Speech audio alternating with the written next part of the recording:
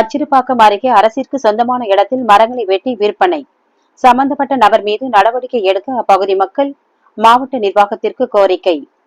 செங்கல்பட்டு மாவட்டம் அச்சிறுபாக்கம் அருகே உள்ள மின்னல் கிராமத்தில் உள்ள ஏரியில் இருந்து வடியும் உபரிநீர் செல்லும் ஓடை அருகே கிராம மக்கள் பயிர் சாகுபடி செய்து வருகின்றனர்.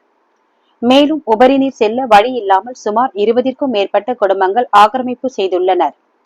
குறிப்பாக ஆடு மற்றும் மாடு மேயும் பகுதியில் சுமார் 40க்கும் மேற்பட்ட குடும்பம் புறம்போக்கு நிலத்தினை மடக்கி வீடு கட்டியும் மரம் வைத்தும் அனுபவித்து வருகின்றனர். இந்நிலையில் அப்பகுதியில் உள்ள தனிநபர் அரசிற்கு சொந்தமான சுமார் 2 ஏக்கர் நிலத்தில் உள்ள மரங்களை வெட்டி 5 லட்சம் ரூபாய் மதிப்பிலான மரங்களை வெட்டி விற்பனை செய்துள்ளார். இது குறித்து கிராம நிர்வாக அலுவலர், வருவாய் ஆய்வாளர் மதுராந்தகம் வட்டாட்சியரிடம் புகார் மனு அளித்தும் நடவடிக்கை எடுக்கப்படவில்லை என கூறப்படுகிறது.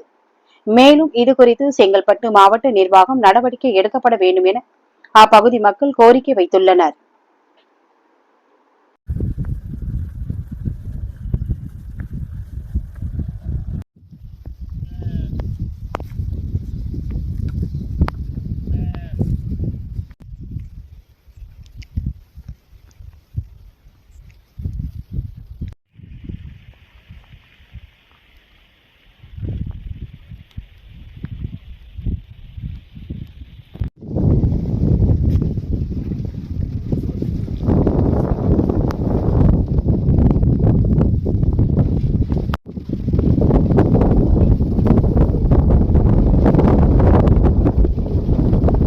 கழிங்கல் தண்ணி வெளியேறும் உபரி நீரை மடக்கி அவர் 2 ஏக்கர் நிலத்தை மடக்கி சவுக்க வைத்து இருக்கிறார்.